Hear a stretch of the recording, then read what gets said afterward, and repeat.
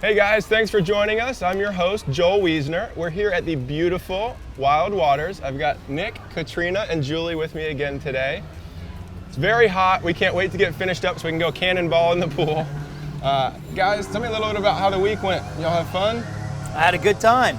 Yeah. Watched a little bit of U.S. soccer on Sunday. We're hoping for that last goal there to work, but ultimately we end up tying. So tomorrow's game's on at noon, I think, Eastern time. So I'm looking forward to that one, certainly. Yeah, that'll be cool. Awesome. I had a great weekend, went out fishing. Scalping season's almost here, so that was a lot of fun. Saw a pot of dolphins. And just ready to jump in. I'm telling you, it's hot, so Yeah, ready for to sure. hit the beach up. Did you get your limit with scallops? Actually, it didn't start yet. It's coming, but Oh, we were gotcha. on the fishing boat just, I didn't catch a fish, but I still had a great time. There you go. So what about you, Julie? How did your weekend go? Well, this past weekend we attended the Dog Days and Summer and Cats 2 barbecue. We arrived at the Ocala Golf Club and enjoyed great food, fun, friends, dancing, refreshments, and a silent auction. Cool. And all the proceeds went to benefit the animals at the Humane Society of Marion County. Nice, that's cool. Yeah, this past weekend I was over at the Cowboys Saloon actually for a Zumbathon. I was able to dance the whole night away. It was kind of cool. Wow. They were there raising money for the Leukemia and Lymphoma Society. There was also the team and training group there. But everybody showed up for 2 hours straight and was raising money for their cause, and all the proceeds actually went to friends that are actually fighting different blood cancers. Oh, wow. So it was kind of cool. It was a really busy weekend. Also, last Saturday we got down and dirty for a good cause. We attended the Habitat for Humanity of Marion County. It was their first annual mud volleyball tournament. Set, bump, and build. And for those of you that don't know, Habitat for Humanity is a part of a global nonprofit housing organization, and they help build homes, communities, and really gives hope to people. By the way, just so you guys know, at this weekend, fantasy fans, make your way to the Hilton of Ocala for this year's weekend-long Comic Con. Starts June 28th and goes through Sunday on the 29th. The organizers have put together an awesome lineup of great actors, cosplay models, and amazing illustrators. Doors open at 10 a.m. on Saturday on the 28th, and the comic panel kicks in at 11 a.m. Make sure you guys dress in your favorite character so that you can enter not only one, but 2 different costume contests. That's something I know a lot of people around here and all throughout Central Florida are going to be looking forward to. They did it last year, and they were very successful in their first deal, and I believe that they expect to have between 300 and 3,500 people show up to this one. So Wow. it's growing Nice. every single year. On a second-year event, that'll be pretty good. That's right. Yeah. Yeah. Most of these conventions are tough to do the first couple of years, and they've definitely found a way to do it, and I wish them all the best. Well, we'll be there filming, so we'll have a little bit of a story to show everybody when we come back That's the next right. week. So guys, be sure to join us at the Red, White, and Blues Festival, July 3rd. The whole community is going to come out and join in this patriotic celebration. There's a variety of great food vendors and music. The event's actually going to be fun for the whole family with arts and crafts, vendors, and a splash pad for the kids. That sounds like a blast. It'll be cool. And it's right there at the Citizen Circle, so it's going to be a neat thing. Absolutely. They're getting a lot of use out of that. I'm glad to see it. Absolutely. And then no matter what type of event that you guys are looking for, we hope you got out this weekend and celebrated in style. For future events, be sure to check out our events calendar at whatsupocala.com. We'll be right back after this break.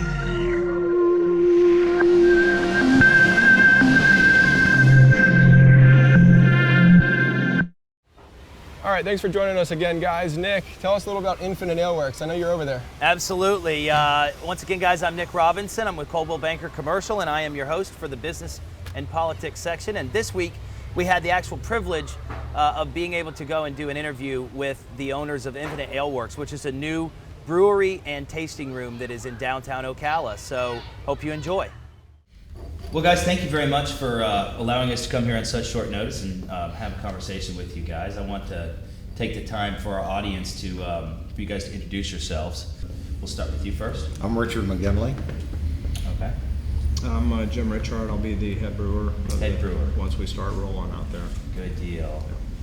And Tom McDonald, I'm kind of in charge of general management operations, kind of deal, overseeing the day-to-day flow of things. And so you guys collectively are the people in charge, the guys running this shindig. So how long have you guys been open? So we opened just after St. Patty's Day, right? March St. 15th. Patty's Day weekend, right? Yeah, definitely. They did a pub crawl downtown, so there was maybe a dozen of us that were involved with that. Why did you decide to open up in Ocala a craft beer bar, brewery? I mean, was there any real motivation behind it outside of just enjoying craft beers? I actually write for a beer publication, and craft beer has been exploding here for about the last 4 years. And so we thought that it'd be a good opportunity to open up a brewery and start brewing beer for the local people, as well as some of that production is going to be going, out into the county and the Tri-County area initially. Okay.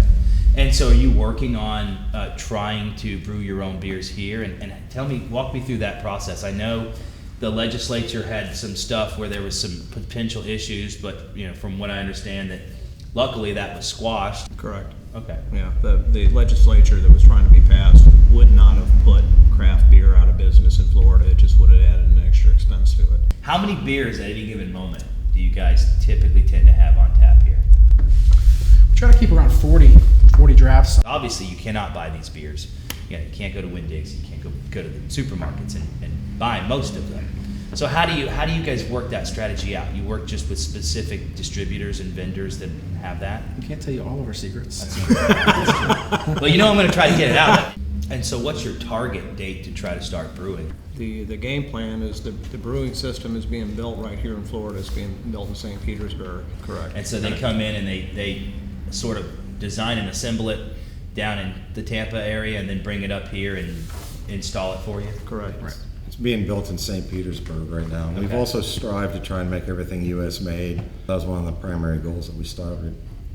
Well, I think that's really neat to be able to do, and I'm seeing a trend in that. More and more companies, not just in this industry, but all over the place, are finally getting sort of back into that, trying to do things that are American made. So tell me a little bit about, just briefly, mainly you, I guess, your experience with brewing. A friend of mine in South Florida said, "Why don't you brew your own?" I didn't even know it was legal. I thought that was moonshining or something, and found out it was. And I went up to Jacksonville, the only homebrew shop in the state at that time, and bought a bunch of stuff, and came home and made my first beer. And just started experimenting with it. Right. Learn sort of as you go. Craft beers really started exploding about 20 years ago, like in the Midwest and the Pacific Northwest. Mm-hmm. I was fortunate enough to work out in those areas at that time, and I saw it explode. And I think Florida right now is just about at the point of where it's about to explode.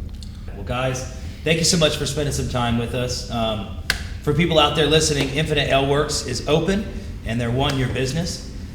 So I'm sure that I've already been in here a couple times, but you'll be seeing my faces here quite a bit more often. Thank you so much for spending the That's time. good. Thank you. Appreciate it. Thank you. Appreciate it.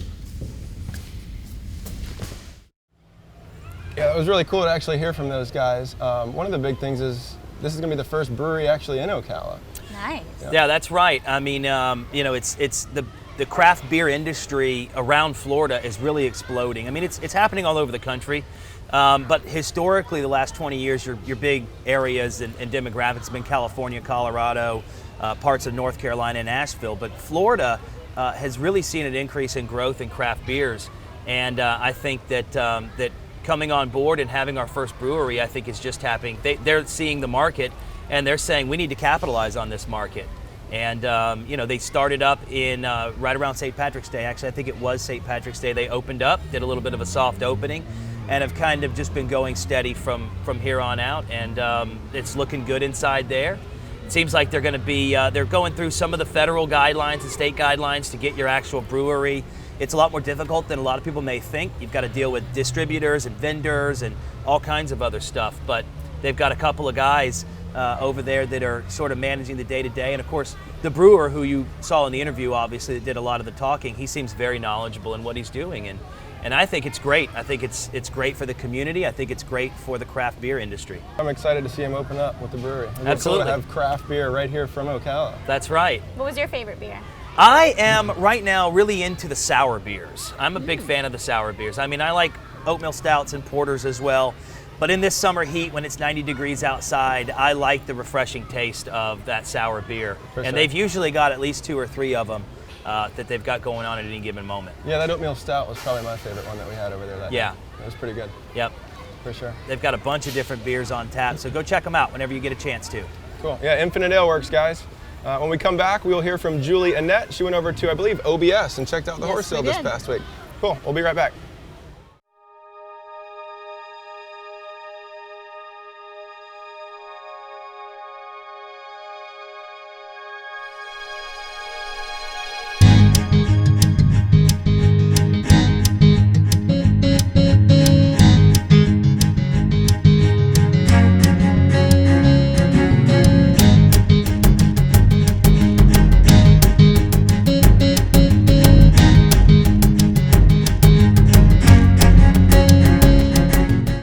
Welcome back, guys. Now we're going to go over to Julie Annette, the president and founder of Horse and Pet Inc. She went to the OBS sale. Julie, how'd it go? Did you have fun? Who'd you talk to? Had a great time. We spoke with Jay, the publicity director there, and he gave us a lot of info and he showed us around, and we've got a great clip to show you from that. Hope you enjoy it. With us today we have Jay Friedman. He is the publicity director of OBS Sales Company. Hi Jay, how are you today? I'm doing fine. We're glad you could come out. And I see that this year, this is one of the largest June sales that you've had. I think it's the largest one we've ever had. Last year's was held over 2 days, so this one's 4. 1,216 horses I heard are consigned. That is correct. Well, we had so many. We had to turn away so many horses in April that we were forced to expand this dramatically. Wow. Okay. And OBS is the abbreviation that everybody refers to, OBS Sales. Yes. Now, it was founded when? The first organizational meeting was in the middle 70s, and the first sale auction here in this building was in 1978, I believe. Okay, and who is it founded by? Well, there were originally 10 guys that had the original 10 original shareholders put their money in, and now there are 100 shares in the company. It's a privately held equity company. And there are 100 shareholders right now. And you've had quite a few success stories in some of the horses that have been through this sale. Well, correct? Yeah, there's a lot of good horses. Three Kentucky Derby winners have been sold here. The first was Lily T, who won the Kentucky Derby in 1992. Silver Charm, who was the Derby winner, he also won the Preakness. And most recently, I'll Have Another, who, if you remember, won the first 2 legs of the Triple Crown, and unfortunately we didn't get to run in the Belmont because he got hurt the day before. The last few years, most of our sales are setting records each year, and which coincides with the general rebound in the economy, especially on Wall Street. Our clientele,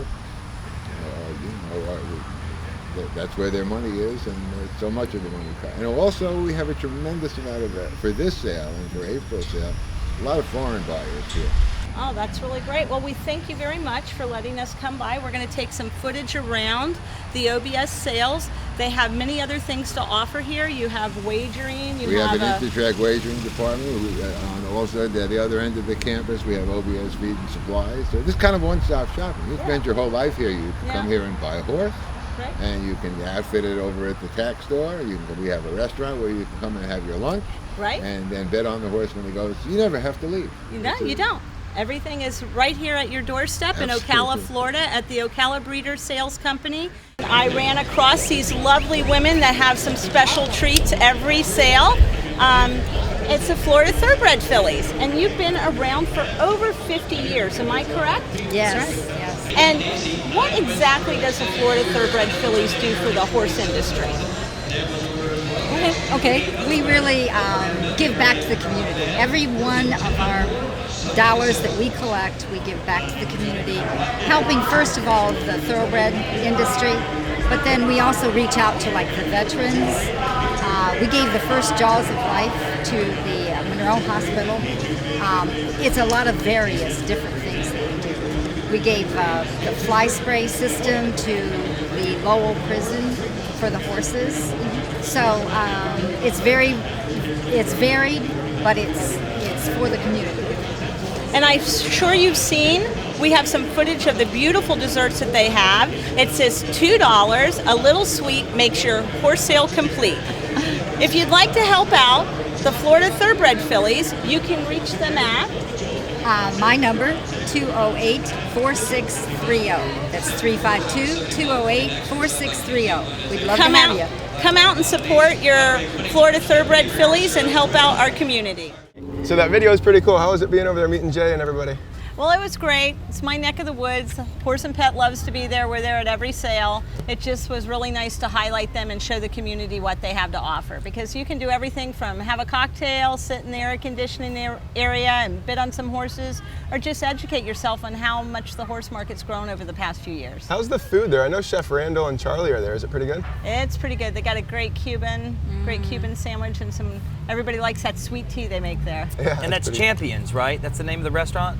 Fresh Green Tomatoes is the caterer. Charlie and Randall own Fresh Green Tomatoes, and they provide the food. I don't know the actual name of the restaurant, but and you can't forget the Florida Thoroughbred fillies. They have the best desserts there. They're only $2. It all goes to the charity to help the horses, so it's just really a lot of fun. So Julie, how's the horse industry? I mean, is it improving? The sales of the horses? Are we seeing more horses, more horse sales? Are we seeing larger numbers? Well, they always have 6 sales a year.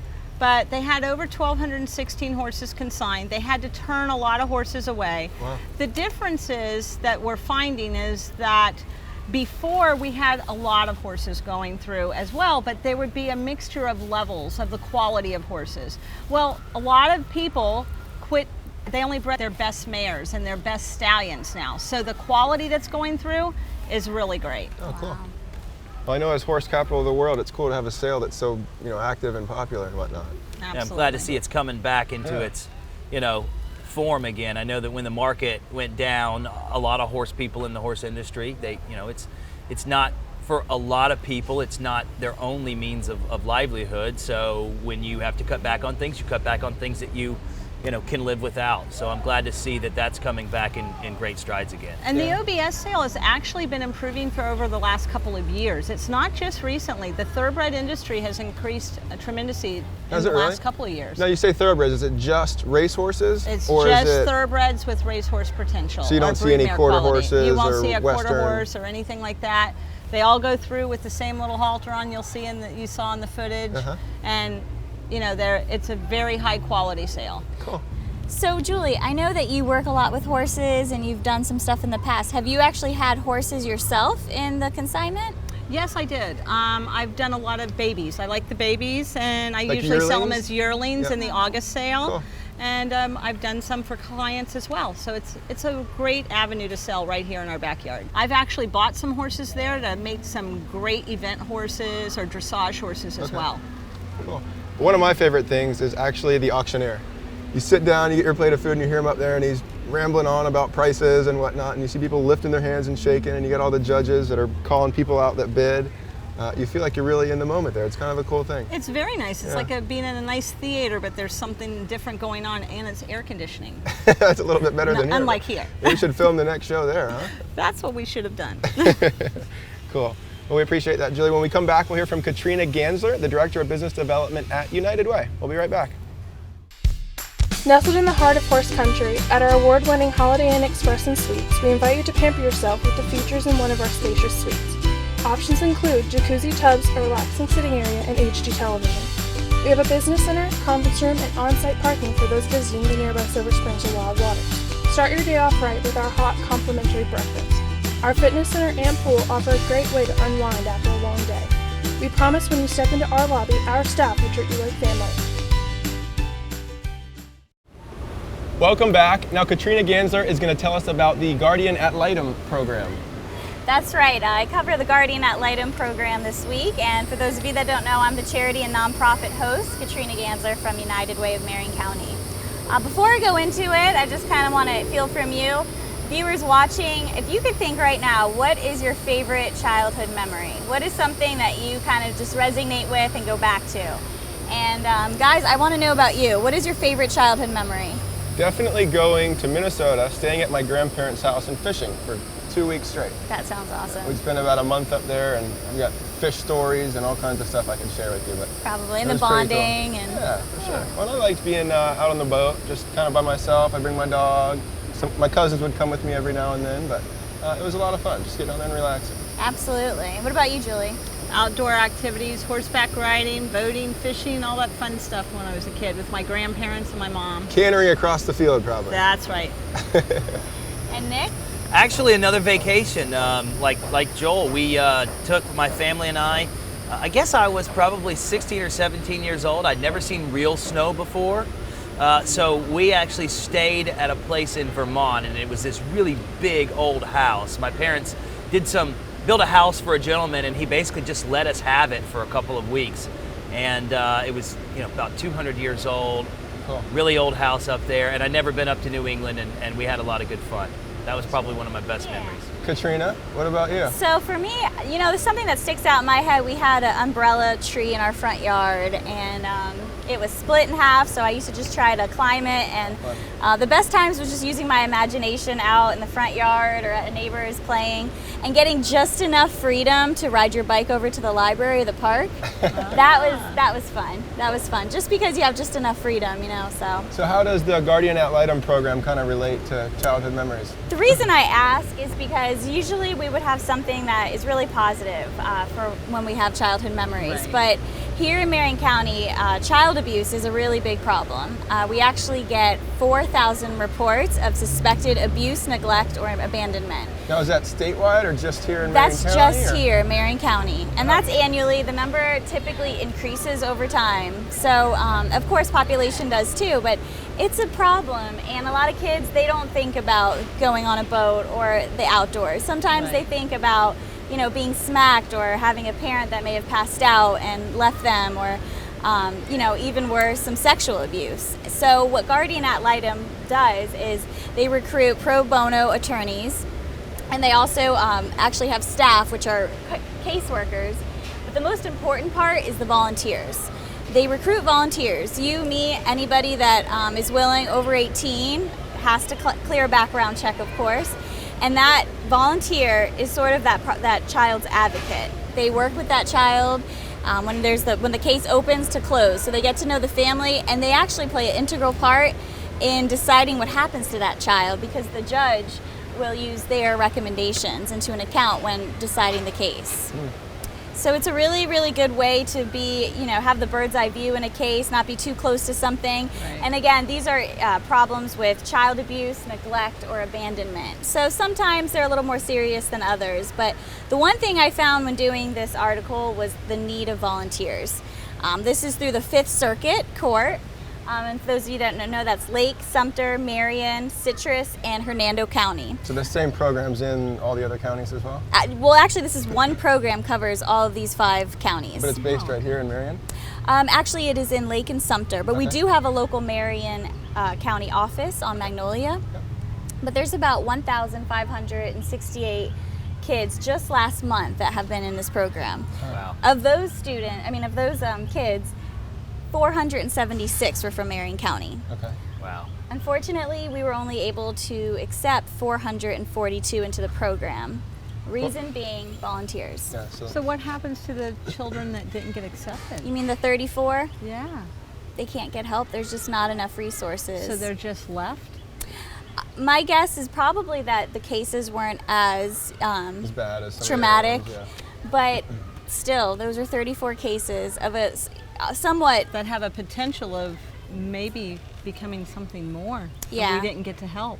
and that child doesn't really have a voice So or what does somebody standing behind them. What does a volunteer have to do if they step in and want to volunteer for this program? Like, what do they expect? Well, the first thing you do is you call, you kind of get information, and you read frequently asked questions, so to speak, and then you fill out an application. Within that application, you're going to, just make sure that you don't come from a traumatic place. I mean, if you do, that the background is clear. Right. They've been through a lot, so the last thing they want is somebody that would cause more harm to the child. Right. So clearing a background check and applying for it is something. But they also interview you as far as finding out what your availability is like, your time, how interested you are as far as how deep you want to go into the case. It's a really great experience for those that are social workers or maybe in college getting their social work degree. That's what I would think. That'd be a great thing to do. internship. Very rewarding too, it seems like, based on what you're telling us. I mean, how else can you be able to reach a person like that, an adolescent, and reach them in a positive way, Exactly. and help them get through some of the struggles that they're going through. I mean, I think to me that's got to be pretty rewarding. It is. I mean, then again, you are in the case. I mean, you're in the court. So there's a lot for you to learn as far as, your boundaries, their boundaries, as far as the court, who they're with. So you do have to take a training. And the next one actually coming up is in August. It is August 5th and it's August 8th. It's about 9 to 5, I believe, about 30 hours of training. That's only in the beginning. You kind of get up to date a little bit more. And sometimes that might be why there's not a lot of volunteers. But they What say, a rewarding experience, though, regardless if you get in it. and I think not only are you changing the life of a child, but you're also changing your own life in a sense. And being able, and if you read the article, a lot of kids, they don't have a voice right now, especially when they're going through the case. So to have somebody to stick up and help that kid, I mean, if that happened to me, I could imagine that person would just probably be a really big anchor in my life and help me to grow and to change. So it's a great program, but we definitely need more. Like I said, there's 446 current cases open as of last month, and only 219 volunteers are handling those. Wow. So They're a lot of them stretched have kinda 5 or thin. 6 at a time. Yeah, they're stretched in for sure. And is the article on whatsupocala.com that has all the contact information for It anybody wanting to does. volunteer? It does. There's a lady named Lynn. You would call her first. The number's on there, and just call and get information. Especially young, old, whatever it is, they need you. They really do need your help, and I think it could go a long way. The number is 352-274-5231. Cool. So call that number for more information and save a child's life. Awesome. Well, thanks, Katrina. That's awesome to hear some, about ways people can get connected in and help the kids that are hurting. Well, it's pretty exciting to be here at Wild Waters. We're here during phase 1, so we've got the wave pool and the kiddie pool area open. As soon as we're done, I'm going to go cannonball in the water back behind us, but they're actually working on some of the other slides now. You can see what's going on. You've got some construction crews up there replacing some of the old rotted boards on the Silver Bullet there. And I think that's actually going to open in phase 2 on the inside of probably 3 to 4 weeks here. So be sure to stay tuned with us next week, and we'll give you an update on what's going on here at Wild Waters, and we'll all come to the table with a new topic. From all of us here with What's Up Weekly, we appreciate you tuning in, and we will see you next week. See ya. Bye. Bye, guys.